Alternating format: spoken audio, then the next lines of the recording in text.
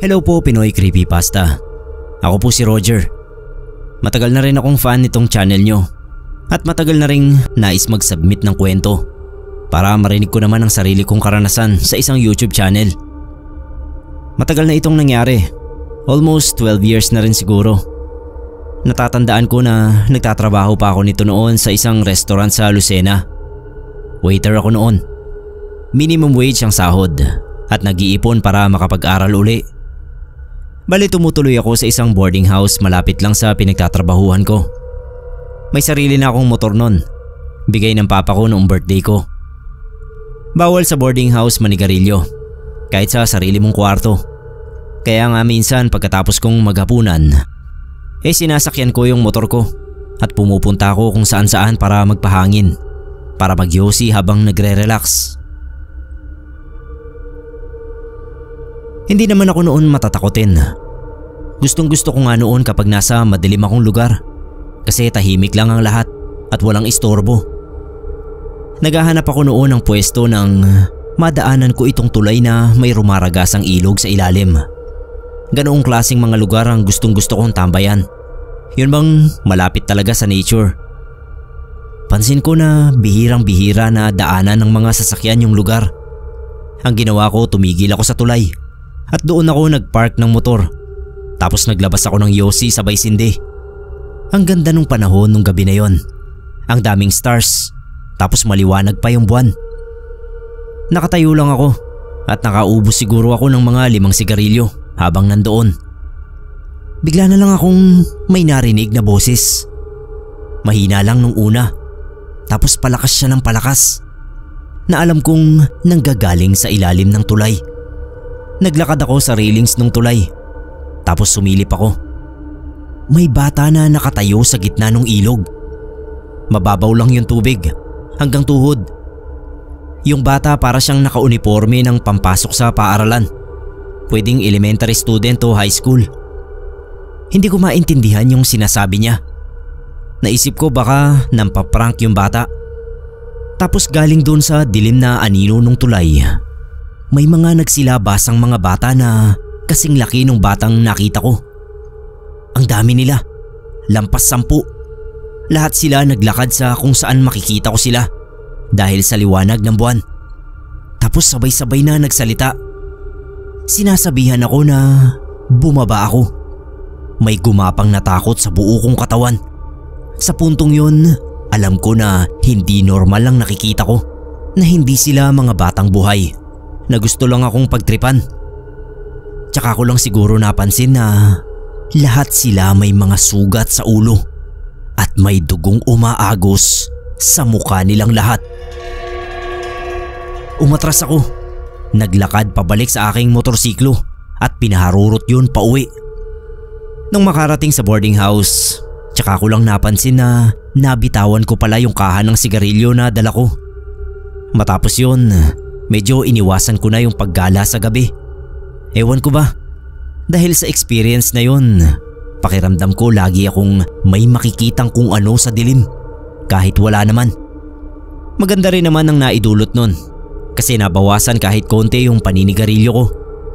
Nalaman ko nga pala na yung tulay na nadaanan kong yun ay sinasabing inalayan ng mga pulubing bata noong kapanahunan. May nagpaparamdam daw talaga doon.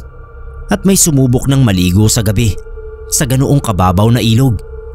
Pero nalunod pa rin daw.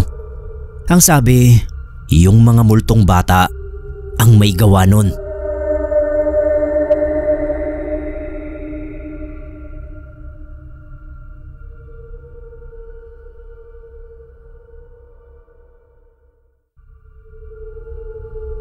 Hello po sa lahat ng nakikinig sa Pinoy Creepypasta.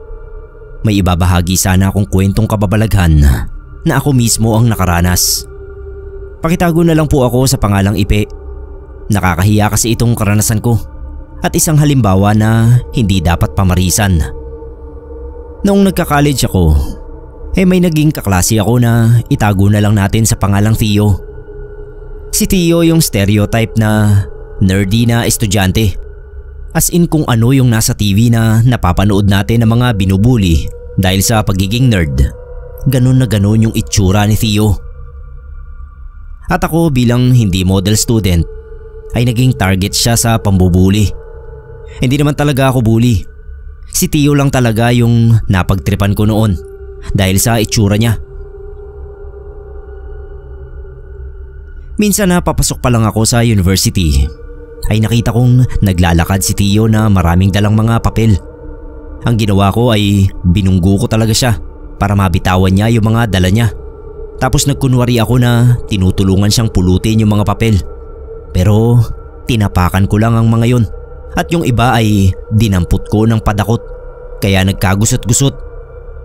"Ipe, wag na, ako na, magugulo sila eh," sabi niya dahil tinatambak ko lang talaga sa kanya yung mga papel. Kunwari ay nagmamadali ako sa pagpulot kaya ang ending lalo lang nagusot at nadumihan.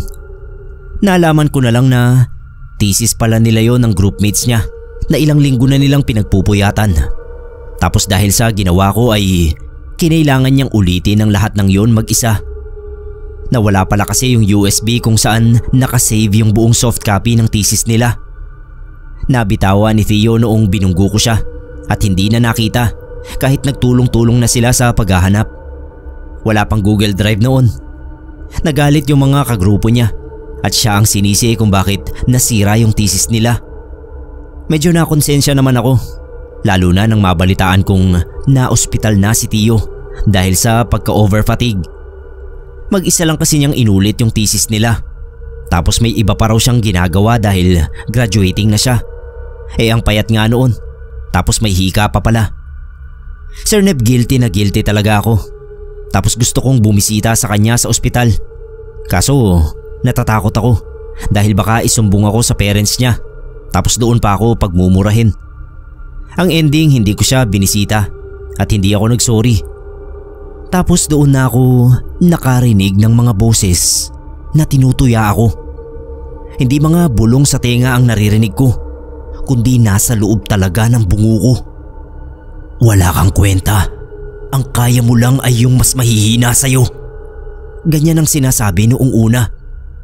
Imagine ninyo yung kapraningan ko noon dahil para akong kinakausap ng sarili ko. Tumagal yun ng ilang araw lang kasi hindi ko kinaya. Tinutungayaw kasi ako at nabubulahaw ang tulog ko dahil bigla-biglang aalingaw-ngaw sa utak ko yung malulutong na mura. "Hindi ka nakukonsensya sa ginawa mo? Hintayin mo lang ang karma mo." Doon ako bumigay. Alam ko ang tinutukoy ng boses sa bungo ko. Naisip ko na sa sarili kong konsensya yon na inuusig ako. Kaya naman nagpunta ako sa bahay nila Theo. Mangiyak-ngiyak akong humingi ng tawad sa kanya at sa parents niya. At inamin na ako ang dahilan kung bakit inulit ni Theo yung thesis nila. Pinatawad naman nila ako. Tapos medyo nahiwagaan pa ako sa sinabi ng daddy niya na apology lang naman daw talaga mula sa akin ang hinihintay niya. Fast forward, nawala yung boses sa bungo ko at natapos ang thesis nila Theo. Nakalimutan ko na nga ang mga nangyari at nakamove on na ako. Tapos nabalitaan ko na lang na yung isa sa mga campus crushes sa university ay naging girlfriend ni Theo bago siya gumraduate. Tapos patay na patay sa kanya yung babae. Kaya nang umalis na siya sa university, huminto na rin sa pag-aaral yung babae at nakipag-live-in na sa kanya. Takang-taka talaga kaming mga nakakakilala sa kanilang dalawa kasi langit at lupa ang pagitan nila. Tapos kilala pang suplada si campus crush. Medyo namatay lang ang issue nang may magsabi na yung tatay ni Theo ay gumagamit ng demon magic kaya asensado ang pamilya nila. Maaari daw na ginayuma rin ni Theo yung babae sa tulong ng tatay niya. Sa totoo lang Sir Neb, wala namang basihan yun. Kaya lang naalala ko ang nangyari sa akin na may mga naririnig akong boses sa ulo ko. Tapos yun ngang misteryosong sinabi ng tatay ni Theo na hinihintay lang niya na mag-sorry ako. Ayokong mambintang Sir Neb kasi ako naman talaga ang kontrabida dito. Pero sa palagay ko kasi, hindi konsensya ko ang bumubulong noon sa akin.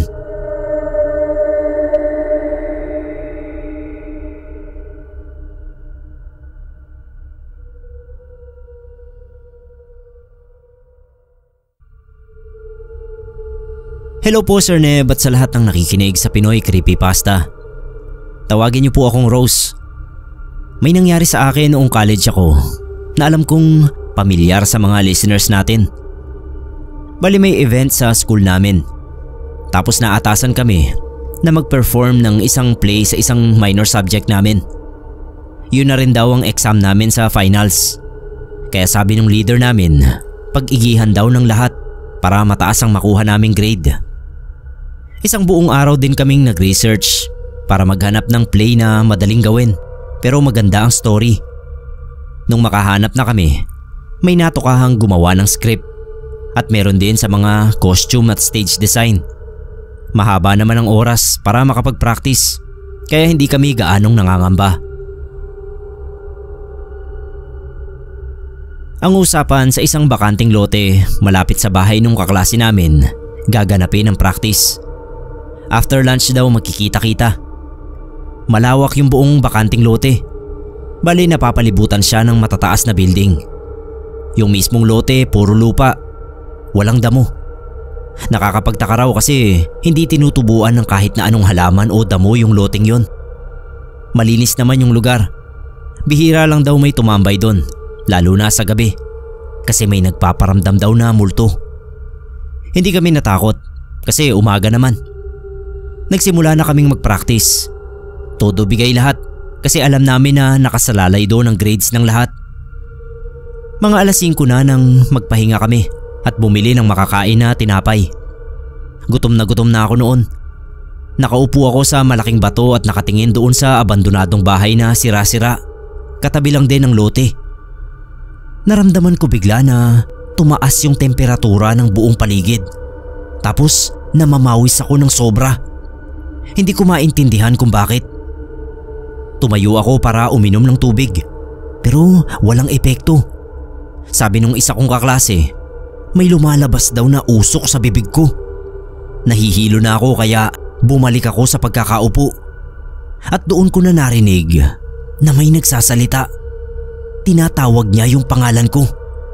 Para bang nang aakit na malalim yung boses. Lumakas ng lumakas yung boses. Habang naririnig ko yun mas lalo akong nahihilo. Nawalan na pala ako ng malay. Nung magising ako, nasa bahay na kami nung kaklase namin. Nakahiga ako sa sofa. Sabi nila bumagsak daw ako sa lupa nang nangingisay. Akala nga nila inaatake ako sa puso. Pero sobrang init ko raw. Kinuwento ko kung ano yung nangyari sa akin. Nung dumating yung nanay ng kaklase namin, sabi niya baka sinusubukan daw ng mga kaluluwa na nandoon na saniban ako. Maaaring ganoon daw ang nangyari. Buti na lang daw at umalis na kami sa lugar na yon. Dahil kung tumagal pa ay baka tuluyan na akong sinaniban ng mga kaluluwa doon. Bago umuwi, sabi ng nanay nung kaklase ko, hubarin ko raw ang damit na suot ko at sunugin. Pinahiram niya muna ako ng maisusuot. Para daw yun sa kaligtasan ko. Para na rin hindi na ako masundan ng mga kaluluwa na sumubok sumanib sa akin.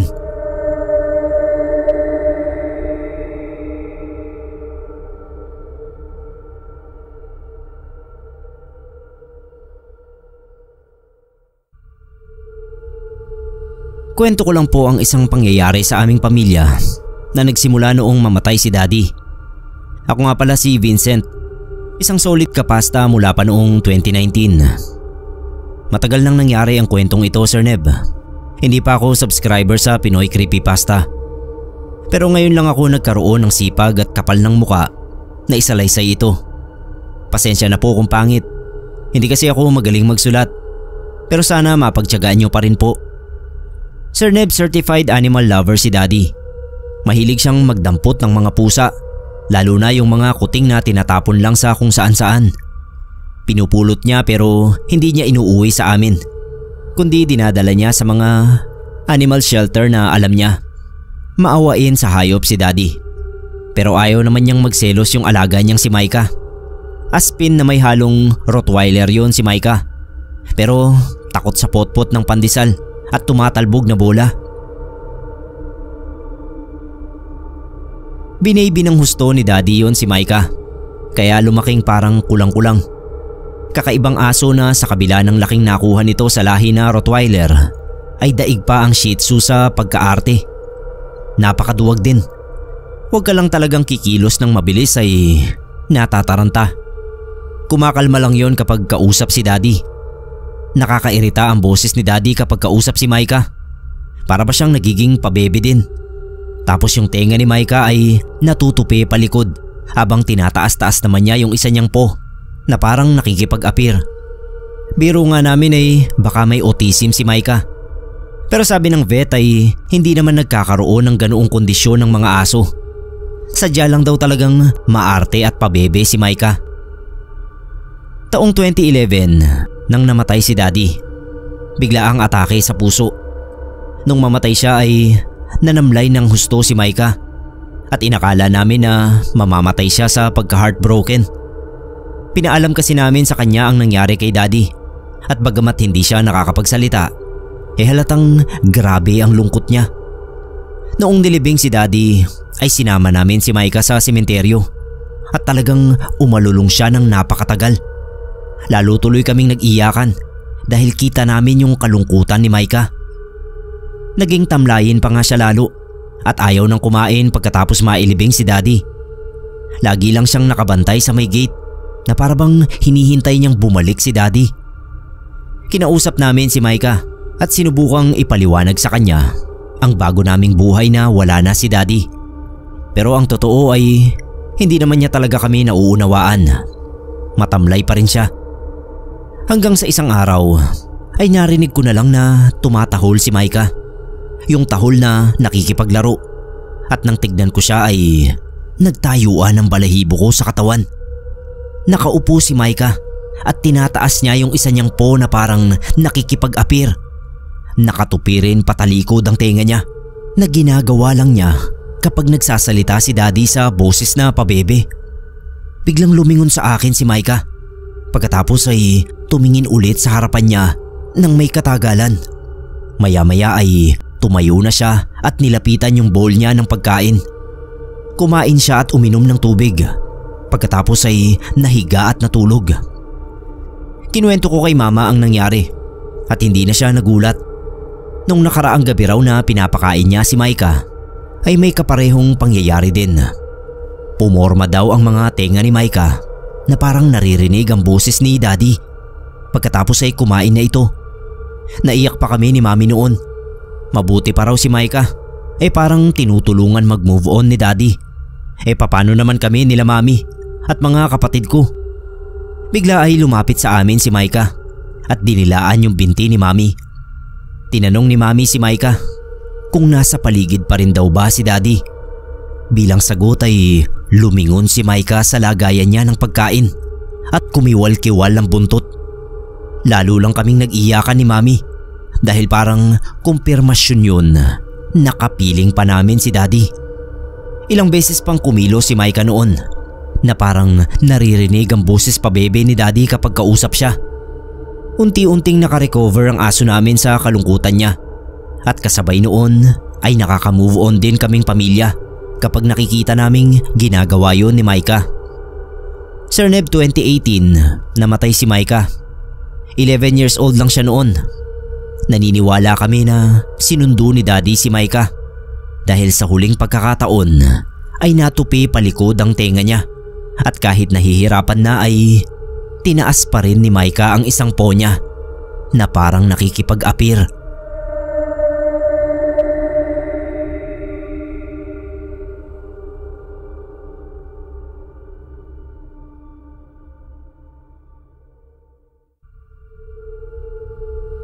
Ako po si Zari, isang hindi kapani-paniwalang kababalaghan ang nasaksihan ko nung 18 years old ako. May tiyahin ako na ang bahay ay kadikit lang ng sa amin. Siya si Tita Teodora. Mas patanda siya sa papa ko. Aminado naman po siya na may katabila ng dila niya. Siya rin yung tipo na hindi kumpleto ang araw kapag hindi nakasagap ng chismis. Sanay na kami sa kanya. Pero hindi ang mga taong hindi pa siya kilala. May bagong mukha noon sa lugar namin. Pamangkin ni Aling Inday si Emily.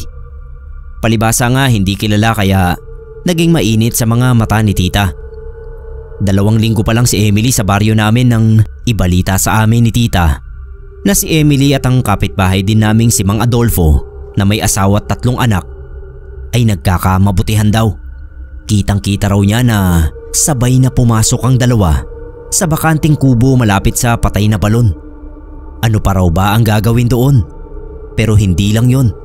Bukod kay Mang Adolfo ay may iba pang nakita si tita na sinasama ni Emily sa bakanting kubo. At hindi raw yon chismis. Dahil doon ay binalaan siya ni Aling Inday. Isang gabi naghatid ako ng ulam sa bahay ni tita. Nagpapalit siya ng kurtina kaya sabi niya ilapag ko na lang sa mesa. Hindi pa man ako nakakalabas ng bahay niya ay biglang dumating si Aling Inday. Pasugod kay tita. Tapos walang sabi-sabing sinakal siya at saka bumigkas ng ibang lengguwahe na pabulong lang. Siyempre inawat ko. Nabigla si tita sa ginawa sa kanya ni Aling Inday.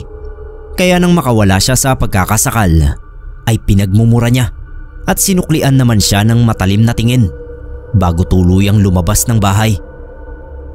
Kinabukasan din ay nagbago ang boses ni Tita Chudora. Sa tuwing tatangkain niyang magsalita ay nakakakilabot na tila boses ng halimaw ang lumalabas sa bibig niya. Kaya takot na takot siya. Sa akin mismo siya nagpasama sa albularyo. Mula sa albularyo, nalaman namin na ang ninuno ni Aling Inday ay nabibilang sa lahi ng mga aswang na mangkukulam. Kilala niya ang mga yon. Kaya hindi malayong minana ni Aling Inday at nang pamangkin niya ang kakayahan ng mga ninuno nila sa mahikang itim bukod pa sa pagiging aswang. Mahirap silang kalaban at inamin ng albularyo na hindi niya makakayang tanggalin ang sumpang kinapit sa kanya ni Aling Inday. Pinayuhan na lang si tita na humingi ng tawad. Baka sakaling yun lang ang paraan para alisin sa kanya ang sumpa. Gagawin naman dapat ni tita. Kaso nang katukin namin sa bahay si Aling Inday ay walang sumasagot at nakita ko na lang na may kandado na pala sa labas ng pinto. Hindi lang namin agad napansin. Sabi ni Aling Pasing na nakakita sa aming kumakatok sa bahay. Baka raw tumakas na ang magtiyahin. Nagulat kami.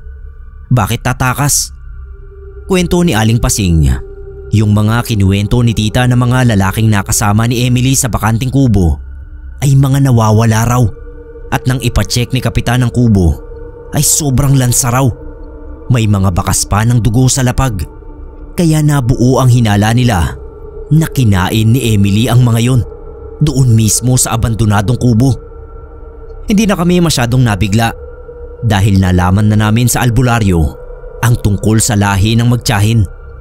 Ang kinabahala ni tita ng sobra ay kung paano pa mababalik ang boses niya gayong wala na roon si Aling Inday. Sinubukan naman naming hanapin sa mga kalapit baryo at maging sa ibang bayan pero hindi na talaga namin nakita. Kaya si tita iyak ng iyak at sising-sisi sa ginawa niya na ikinagalit ni Aling Inday. Kaya binigay sa kanya ang sumpang yun. Kung saan-saan din kami nakarating para maghanap ng albularyong makakapagpabalik ng boses niya. Halos mawalan na ng pag-asa noon si tita dahil sa dami ng nagtangkang gumamot sa kanya ay walang nagtagumpay. Kahit yung mga doktor at parang lalo pang ang lumala. Maski ako natatakot sa boses na lumalabas sa bibig niya sa tuwing susubukan pa rin niyang magsalita. Inabot pa ng mahigit 1 taon na ganoon ang kalagayan niya. Nagulat na lang siya ng isang umaga. Paggising niya naging normal na uli ang boses niya. Ang sabi ng albularyo, isa lang daw ang ibig sabihin noon. Namatay na ang nagsumpa sa kanya. Posible raw na sumakabilang buhay na si Aling Inday.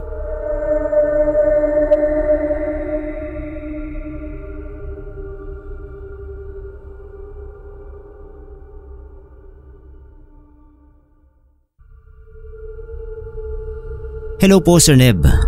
Pabati naman po sa akin. Maggie po ang pangalan ko. Magkukwento rin po sana ako bukod sa pagpapashoutout. Ang kwentong ito ay nangyari sa aking lola na tiyahin ni Papa, si Lola Hilda. Mabait siya kaya close din kami sa kanya. Kaya lang ay pumanaw na siya nito lang last year dahil sa kung ano-anong komplikasyon.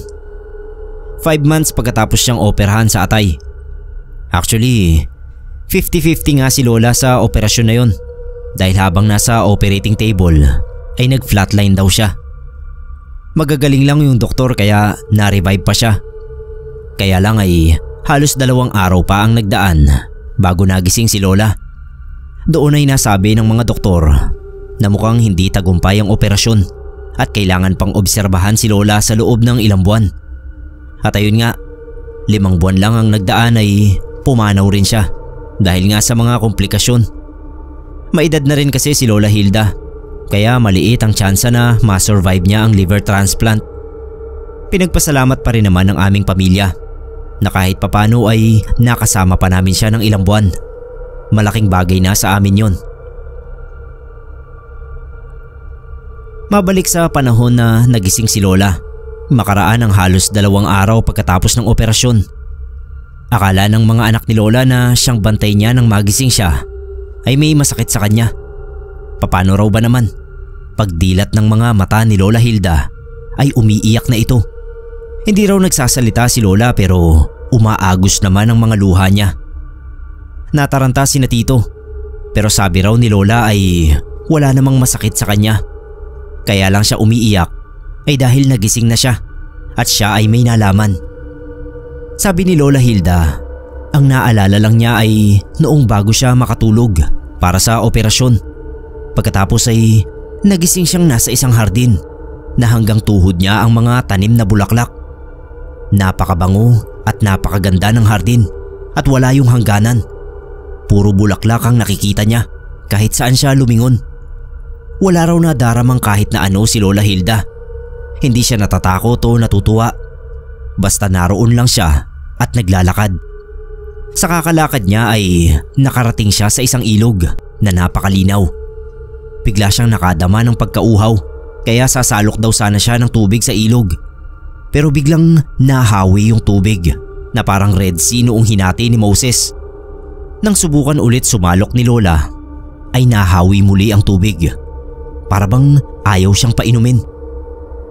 Na-frustrate na si Lola at doon siya nakadama ng panghihina at takot dahil biglang naluyo yung lalamunan niya.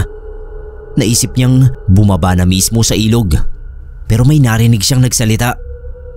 "Huwag mong hayaang mabasa ka ng tubig," sabi noong boses. Hinanap ni Lola kung saan yun nanggagaling pero hindi niya makita kung sino ang nagsasalita. "Huwag kang iinom ng tubig dito. Kahit gaano ka pa kauhaw, hindi ka na makakauwi sa inyo gayong kakaunti na lang ang oras mo." Gusto sanang magtanong ni Lola pero walang boses na lumalabas sa bibig niya. Gayunpaman ay parang alam daw ng boses kung ano ang gusto niyang itanong dahil nagsalita itong muli. "Baybayin mo ang ilog. Kapag narating mo ang dulo ay magigising ka sa piling ng mga mahal mo sa buhay. Sulitin mo ang nalalabi mong oras. Kakaunti na lamang yan." Hindi ko maalala masyado yung pinakasinabi ni Lola na narinig daw niyang sinabi ng boses. Pero gets niyo naman siguro. Yun pala ang dahilan kung bakit umiiyak si Lola nang magising. Para kasing tinaningan na raw siya noong boses. Yung boses na yun ang naging guide namin para lasapin ang mga huling sandali ni Lola Hilda. Naiayos niya ang mga kailangan pa niyang ayusin para kapag dumating na ang takdang oras ay wala nang poproblemahin ang mga maiiwan niya. Mapayapang pumanaw si Lola Hilda. Hindi na siya nagising isang umaga at yun na yun. Ang daming nagsasabi na napakaswerte ni Lola dahil nagkaroon siya ng pagkakataon na mapaghandaan ang kanyang kamatayan nang dahil sa boses na gumabay sa kanya ay nakabalik pa siya sa lupa upang ayusin ang mga dapat pang ayusin.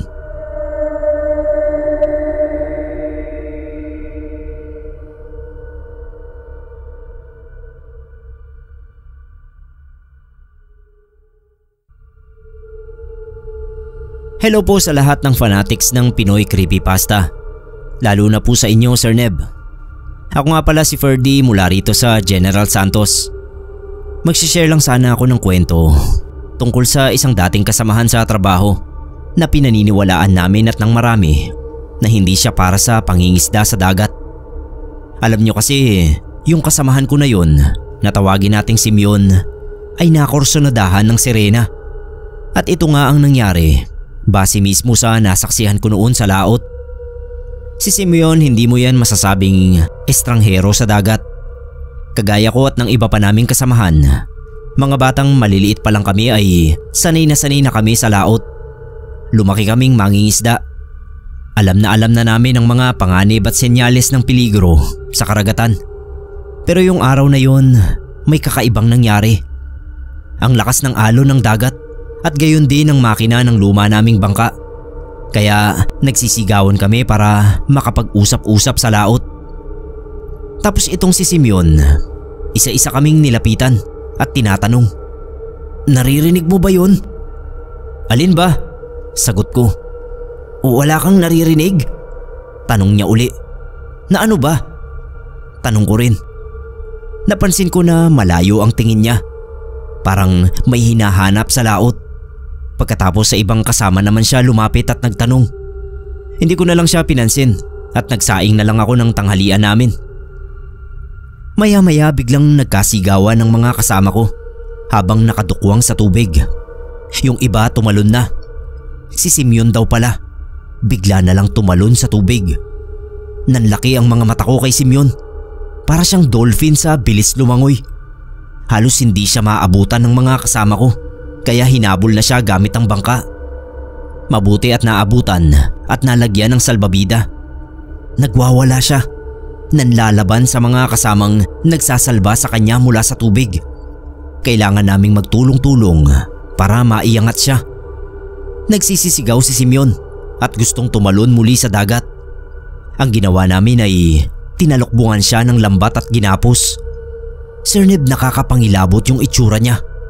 Bumubula ang bibig at halos mag-alsahan ng ugat sa liig habang sumisigaw. Hindi naman banlag yung taong yan, pero yung mga mata niya ay biglang naging banlag. Nasa magkabilang direksyon ang tutok. Napamura ang kapitan namin. "Sirena yan, lintik na." Nanlumo na kaming lahat. Alam kong alam ng mga kasamahan namin na sirena nga ang dahilan ng biglaang pagbabago ni Simeon. Hindi na bago sa amin ang mga sintomas na pinapakita niya. Ilang mangingisda na ang napabalitang naging kagaya niya. Pero unang beses kong nakakita ng aktwal na senaryong ganoon. Wala na kaming choice kundi bumalik sa Pampang. Hindi kasi kami tatantanan ng sirena hanggat hindi nakukuha si Simeon. Lalakas ang alon ng dagat at babagyuhin kami. Baka masira pa yung bangka at lahat kami ay malunod. Alangan namang ibigay namin si Simeon. Kaya uuwi na lang kami kahit kakaalis pa lang namin at wala pa ni isang huli. Noon ay papalakas na ng papalakas ang alon. Sumigaw yung isa naming kasamahan at may tinuro sa hindi kalayuan. Mga tuna, ang dami. Nakapirmi lang at naghihintay na makalawit namin. Ang laking pera sana. Kaso ay nilampasan namin yon dahil isa yung panglansi ng sirena. Si Simeon bumubula pa rin ang bibig pero kalmado na. Yung mga mata niya ay pulang-pula at magkalayo pa rin ang tingin. Nakakapangilabot pagmasdan. Maluwalhati naman kaming nakarating sa Pampang. Ang daming nakaabang sa amin. Palibhasa nga ay kaaalis lang namin. Tapos ay nagbalik uli. Wala pang 10 oras. Alam ng mga tao na may nangyaring hindi maganda. Kaya nakaabang na sila para mag-usyoso. Tulog na si Simeon ng ibaba namin. Doon nga namin kinuwento ang nangyari. Hindi na uli kami nakapalaot ng araw na yon. Nung mahimasmasan si Simeon sa bahay nila, ay nagkwento siya ng nangyari. Sa Pampang pa lang daw ay may pakiramdam na siyang kakaiba. Para daw siyang tinatawag ng dagat at sumasagi na sa isip niya ang napakaraming huli. Kaya atat na atat siyang sumakay. Pero pagdating sa laot ay nawala yung excitement niya at napalitan ng kaba. May naririnig daw kasi siyang boses na kumakanta. Wala naman daw liriko at panay huni lang naman. Pero natutukso siyang hanapin kung saan yun nagmumula. Sa bawat minutong naririnig daw niya ay pasidhi ng pasidhi yung kagustuhan niyang mahanap ang pinagmumula ng boses. Wala na raw siyang ibang maalala pagkatapos niyang tumalon sa dagat. Nablangko na siya at wala sa sarili. Napilitang humanap ng trabaho sa bayan si Simeon.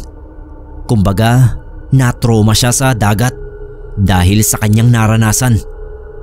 Kahit sino naman siguro ay matatakot kung magkaganoon.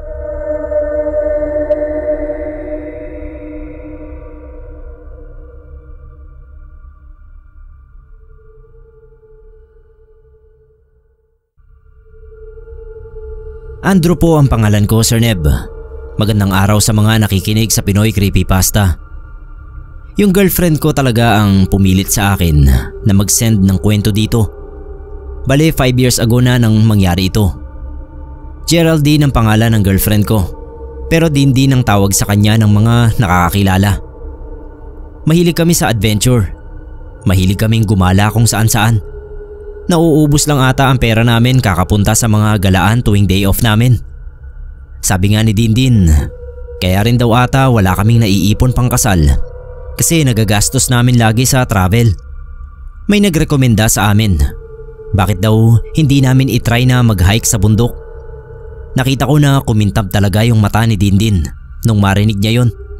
At kinagabihan nun, nagplano na agad kami. Nag-schedule kami kung kailan magsasabay ang day off namin. Makalipas nga ang 1 buwan, natuloy din. May kasama kaming 2 kaibigan na dati na ring nakapag-hike. Ang plano, aakyat kami ng bundok at pupunta sa tuktok para makita raw namin yung magandang view doon. Tapos magpapalipas ng gabi at sa umaga, tsaka kami bababa. Nakakapagod siya pero sulit naman. Ang gaganda ng scenery. Ang daming pictures na kinunan si Dindin. Kaya hindi rin namin masyadong naramdaman yung pagod. May nadaanan kaming maliit na waterfalls at yun siguro ang pinakamagandang bagay na nakita ko doon. Nung medyo malapit na kami sa tuktok, nagpahinga kami saglit. Naglabas ng merienda yung mga kasama namin. Konting kwentuhan. Nakaramdam ako ng tawag ng kalikasan. So naghanap ako ng lugar na pwedeng ihian. Medyo lumayo pa ako kasi gusto ko ring makita kung ano bang klaseng mga tanawin pa ang makikita ko. Nung matapos na akong umihi, nakita ko na may mataas na bangin sa di kalayuan. Naglakad ako ng konti dahil gusto ko sanang makita kung anong nasa baba. Umiba bigla yung pakiramdam ko. Ewan ko ba, bigla na lang gumaan ang lahat. Para akong lumulutang. Tapos nakarinig ako ng kakaibang boses ng kung sino.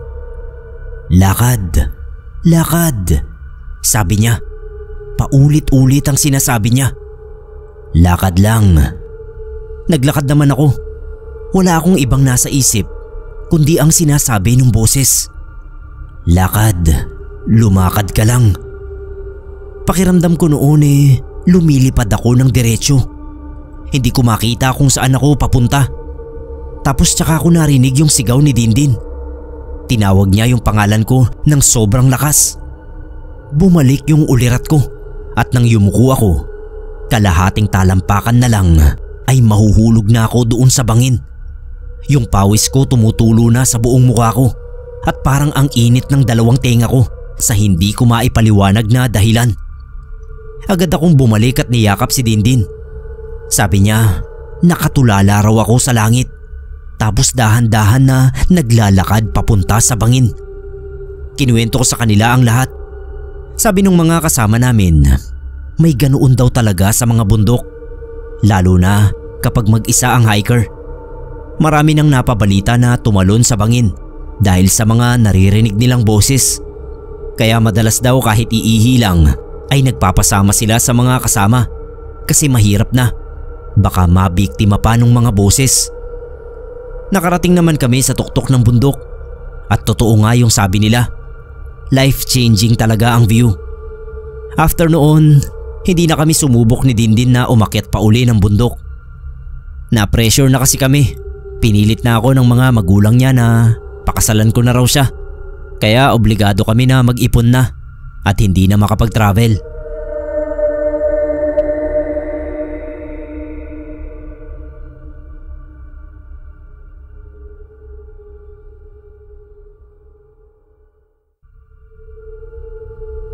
Magandang araw po sa inyo at sa mga nakaabang lagi sa Pinoy Creepypasta.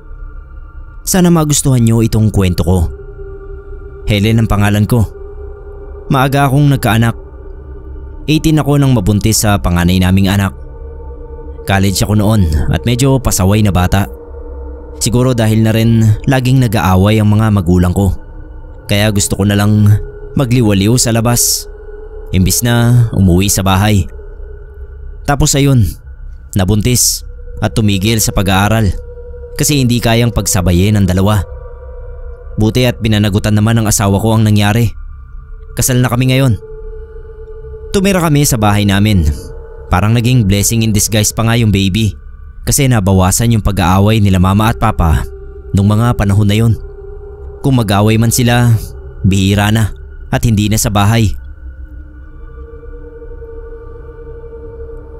Madalas na ako lang ang naiiwan sa bahay. Yung kapatid kong isa, may trabaho na rin tulad nila mama at papa.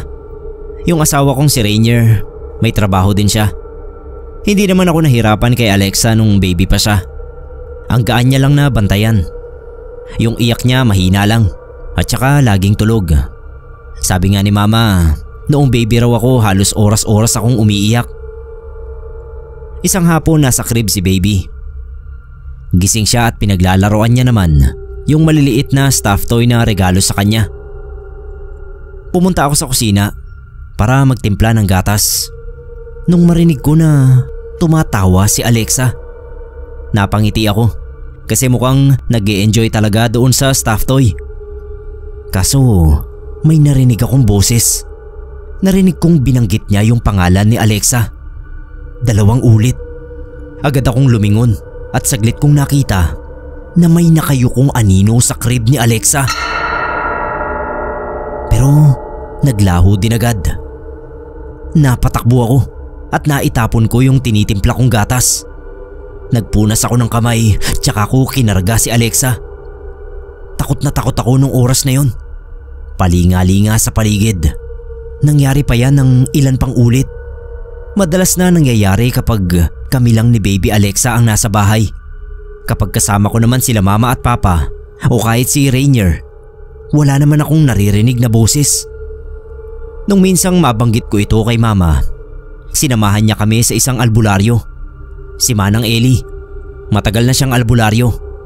Sikat siya sa amin kasi magaling talagang albularyo si Manang Eli. Pinatignan namin si baby. Kinuwento ko rin yung tungkol sa boses at sa aninong naglalaho kapag tumitingin ako. May kumukursunada raw kay baby Alexa. Mas mabuti raw na nadala namin agad sa kanya si baby. Kasi delikado raw ang ganoong klaseng nilalang. Baka makita na lang namin na wala na si baby Alexa. Kinuha na pala ng anino. Dinasalan niya muna si baby. Tapos kumuha siya ng kulay pulang sinulid. Ginawa niya itong bracelet ni baby. Sabi niya, protection daw ang bracelet. Wag na wag tatanggalin kahit na anong mangyari. Pwede lang daw itong tanggalin makalipas ang 4 na buwan. Ginawa namin lahat ng instruksyon ng albularyo. Sabi rin niya na wag ko raw ilalagay malapit sa pinto o bintana ang crib. Ginawa rin namin yun. Hindi na ulit nagpakita at nagparamdam yung taong anino na kumursunada kay Alexa. Salamat talaga kay Manang Eli. Awa naman ng Diyos, naging maayos yung pamilya namin, Sir Neb. Nagkamali ako dahil maaga akong nagpabuntis. Pero sa ngayon, pareho na kaming may trabaho ni Rainier. Yung mga magulang ko, hindi na rin nag-aaway. Tuwang-tuwa sila sa mga apo nila.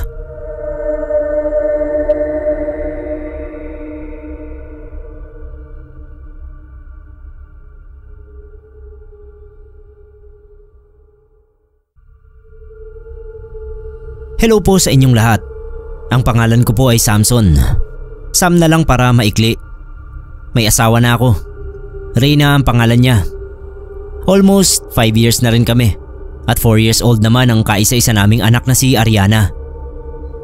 Kaya ako nag-submit ng kwento dito sa channel nyo ay dahil sa kakaibang karanasan namin na nangyari nito lang 2023. Mahilig kaming tumambay sa mga park, lalo na kapag day off naming dalawa ng asawa ko. Gustong gusto kasi naming lumabas ng bahay, pumupunta sa kung saan saan o kaya naman ay maupo sa park habang nagkukwentuhan. Yun na ang paraan namin para matanggal ang matinding stress sa trabaho. Lagi naming sinasama si Ariana kasi gusto namin lumaki siya na may pagmamahal din sa kapaligiran imbis na nakatunga nga lang lagi sa mga gadget o TV. Isa sa mga hindi maalis-alis na bagay kay Ariana ay ang manika niyang Barbie. Nabili namin sa mall na halos kasing laki niya. Paborito niya yung laruan na yon. Umiiyak siya kapag iniiwan namin sa bahay yung manika. Sa gabi hindi siya natutulog na hindi kayakap yung manika niya. Tawag namin doon sa manika, Princess. Isang beses pumunta kami sa isang park sa kabilang bayan. Ang ganda ng lugar. Napapalibutan ng mga puno at presko yung hangin. Naglatag kami ng tela sa damuhan, tapos naglagay ng sandwich sa gitna. Nagkukwentuhan kami habang hinahayaan si Ariana na maglaro. Mga 4 PM, tsaka lang kami nagmadali na umalis kasi sumama bigla yung panahon, tapos umambon. Tulog na si Ariana nang makarating kami sa bahay. Tsaka lang namin napansin na nawawala yung manika niyang si Princess. Kinabukasan, bumalik ako para hanapin yung manika. Alam kasi namin na hindi kami titigilan ni Ariana kapag nawala yung manika niya. Buti naman at nahanap ko ito agad. Nakaupo doon sa ilalim ng malaking puno sa gilid ng park. Nagulat nga ako eh.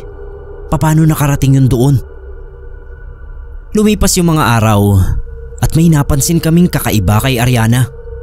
Naging malayo na yung loob niya doon sa manika.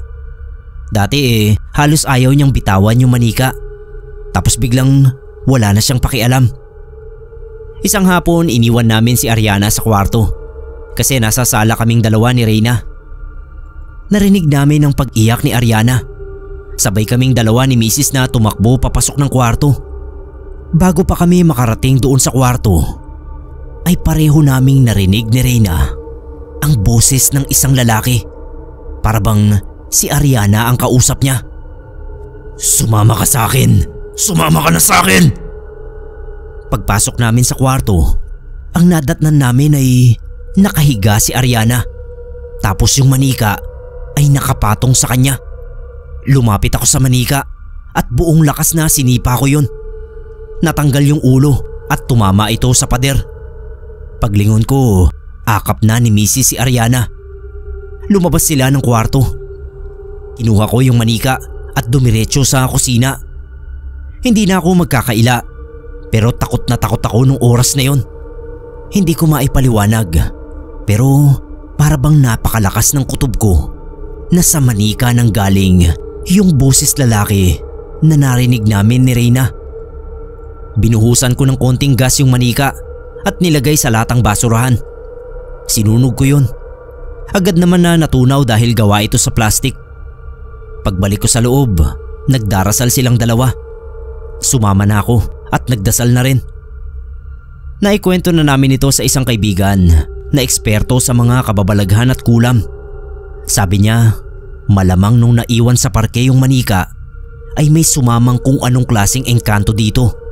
Kaya nagawa nitong makipag-usap kay Ariana. Tama lang daw yung ginawa namin. Sinusunog daw talaga ang mga bagay na tinirahan ng masamang elemento.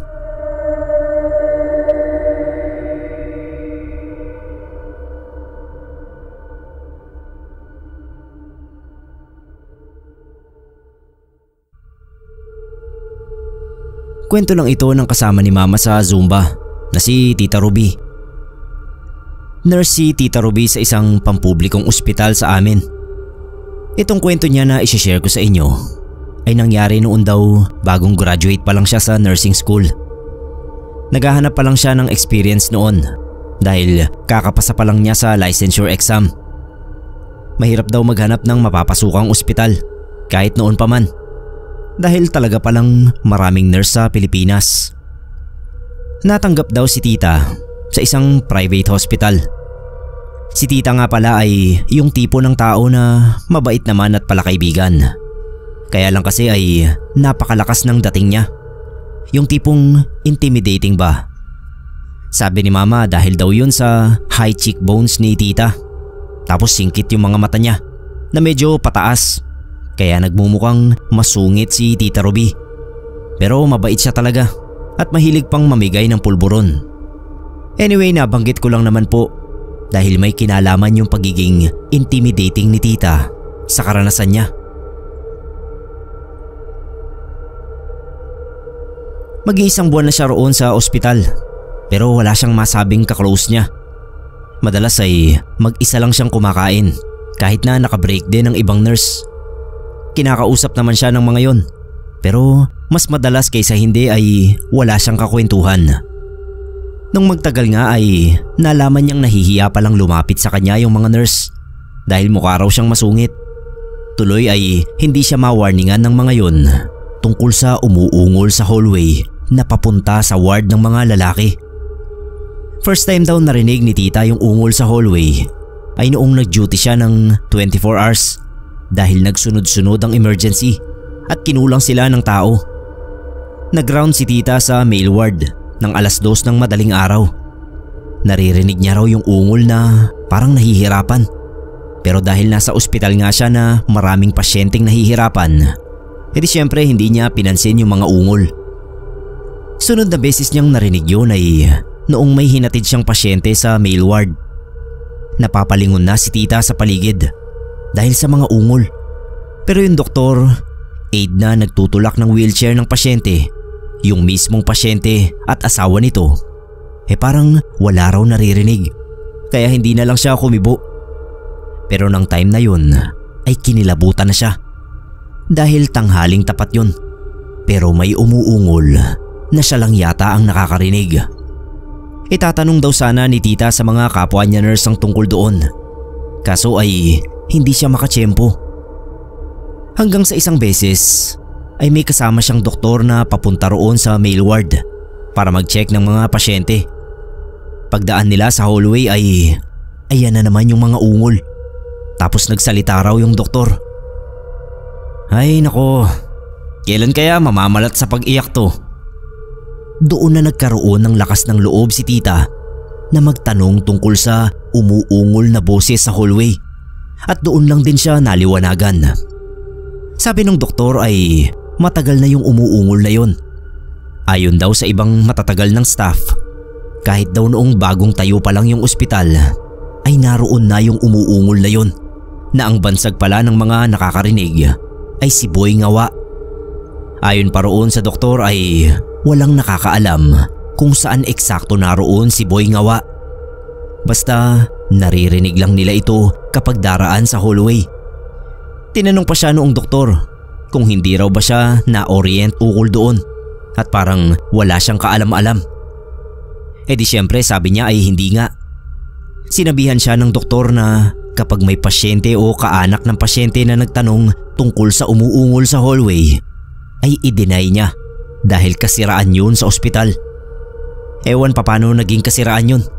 Normal lang naman sa ospital ang magkaroon ng mga multo-multo.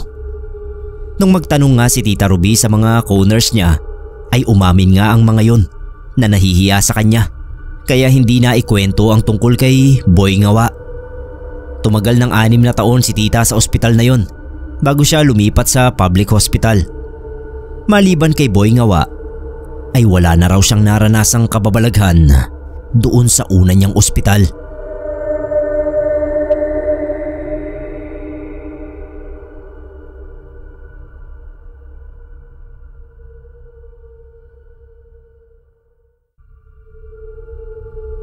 Marian na lang po ang itawag niyo sa akin. Ang mga maririnig niyong kwento ay matagal nang nangyari. Kabataan pa namin ito. Mga panahon na hindi pa uso ang Facebook at TikTok. Ang tanging libangan lang namin noon ay ang panonood ng TV at paglalaro sa labas buong maghapon. Lumipat kami ng bahay. Nawalan kasi ng trabaho si Papa. at napaalis kami sa dati naming nirerentahan. Buti na lang at willing sila lola na patuloyin kami sa kanila kahit ilang buwan lang habang naghahanap pa ng trabaho si papa. Medyo malayo sa Kabiasnan ang bahay nila lola. Yung sinakyan nga naming van muntik pang tumirik kasi kakaulan pa lang at maputik yung kalsada. Nung dumating kami sa bahay nila lola, nakahanda na yung kwarto namin. Nakatulog kami agad dahil sa pagod ng naging biyahe. Kinabukasan na namin nakita yung paligid ng bahay. May masukal na gubat, ang tataas ng mga puno at makapal na mga damo at kung ano-anong halaman. Pagkatapos man ng halian, pinagsabihan kami ni lola na wag daw pumunta kung saan-saan. Pero hindi kami nakinig ng kapatid kong si Joel. Hinatak ko siya nang makita ko na nakatulog na sa upuan si lola. Tapos dumiretso kami sa gubat. Unang beses naming makapunta sa ganoong klaseng lugar. Sa dati naming tahanan, puro mga eskinita at basketball court lang ang playground namin. Pero doon ay parang may malawak kaming palaruan.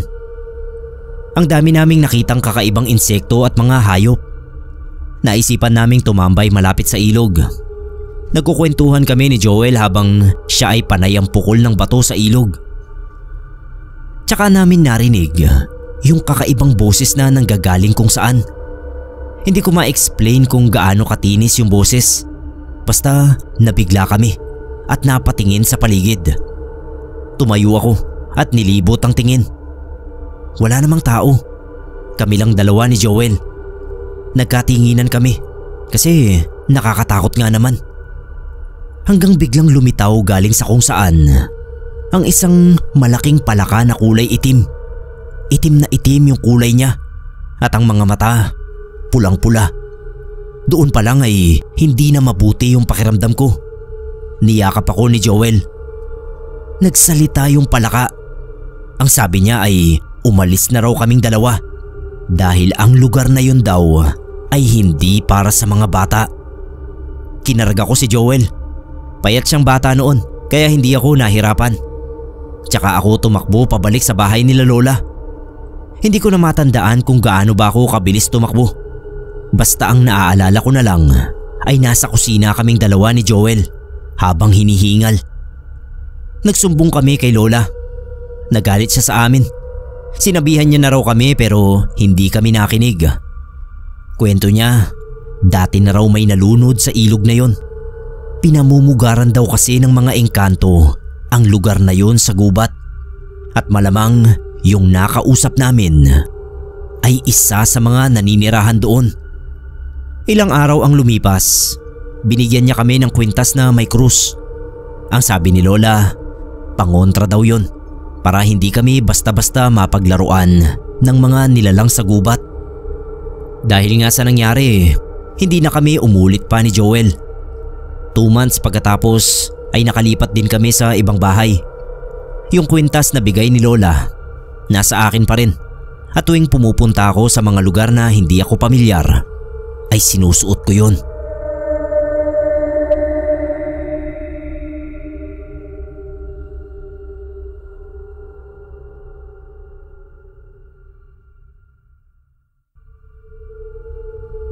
Sir Neb, tawagin mo na lang akong Becca.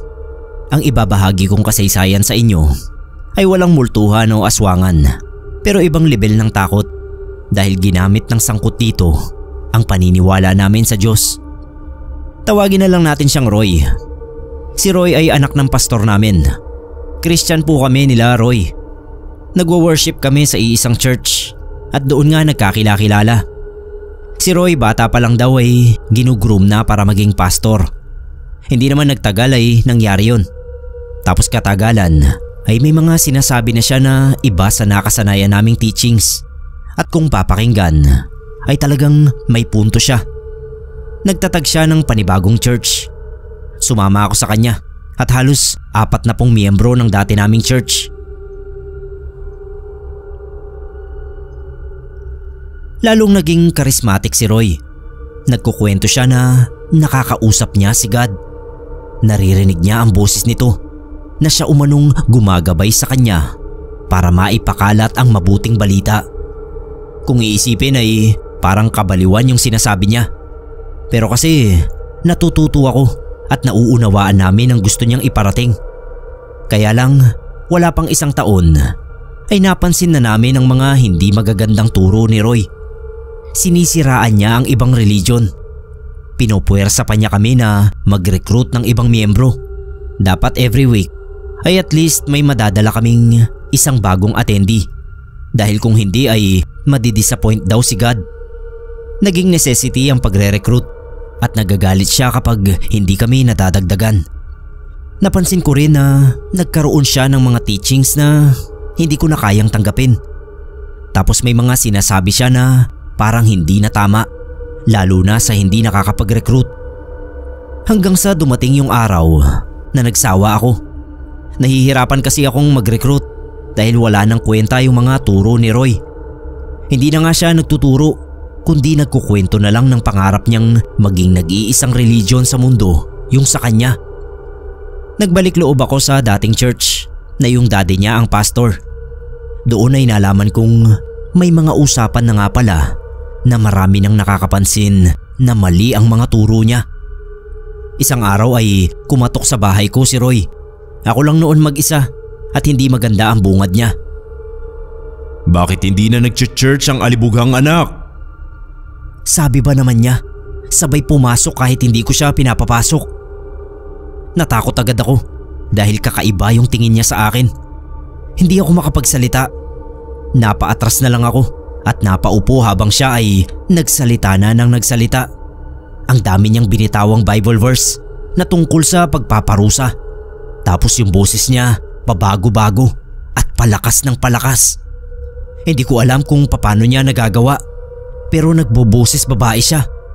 Boses bata, matanda, ibang tao at kung ano-ano pa habang nagre-recite ng mga verse at minumura ako. Hindi ako makahinga at parang binibiyak yung ulo ko na hindi maintindihan. Nakaupo na lang ako noon sa sofa at nakatingin kay Roy na namumula ang muka habang nakatitig sa akin at tuloy-tuloy sa mabilis na pananalita. Sabi ko sa isip ko noon, hindi na siya yung Roy na nakilala namin. Ibang nilalang na siya. Hindi na siya tao. Pumikit na lang ako at nag-concentrate sa pagdarasal ng sarili kong panalangin. Alam kong sa pagkakataong kagaya noon na ang kalaban ko ay higit na maalam sa Biblia, sariling panalangin lang ang makakatulong sa akin. Habang nagdarasal ako ng taimtim, ay naramdaman ko na unti-unting gumagaan ang hangin sa paligid at para akong umaangat mula sa pagkakaupo. Kasabay noon ay namalayan ko na lang na yung panalangin ko sa isipan ay binibigkas ko na pala. Pagdilat ko ng mga mata ay face to face na kami ni Roy na ang itim-itim sa paningin ko. Nagtagisan lang kami ng salita noon. Nagdarasal ako habang siya ay nagbibitiw pa rin ng Bible verse na tungkol nga sa parusa. Bigla na lang siyang tumalikod at tumakbo palabas. Doon ako napaiyak at na-confirm na talagang hindi na siya si Roy. Kung ano man ang nakalukob sa kanya ay hindi yun nanggaling sa Panginoon. Nalaman ko na lang na halos lahat pala kami na umalis sa church niya ay pinuntahan niya at tinakot ng ganoon. Ang kaibahan lang ay napaalis nila si Roy dahil kinaladkad o pinabarangay. Yung church na inumpisahan niya ay nabuwag dahil gaya ko ay na-realize ng ibang member ang mali sa turo niya. Ang huling balita ko sa kanya ay under medication siya, nagkasakit sa pag-iisip. Kaya raw niya kiniklaim na naririnig niya ang boses ni God ay dahil nga sa sakit na yon. Pero ako, hindi ako naniniwalang dahil lang sa sakit ang ginawa niya sa akin. Alam ko ang nakita at narinig ko. May mali kay Roy, pero hindi yon ang pag-iisip niya. Ang kailangan niya ay exorcism. Dapat mapalayas ang kung anumang pumasok sa kanya.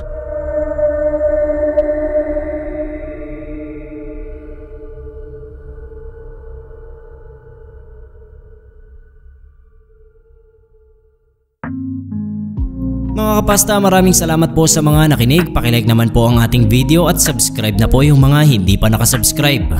Mabilisang shoutout lang po, care of Ma'am Jergy Padilla. Pinapabati ni Ma'am Catherine Sam Kamatura ng happy birthday dapat nung May 13 pero habol na lang po. Belated happy birthday na lang kay Sir George Gabriel Maravilla.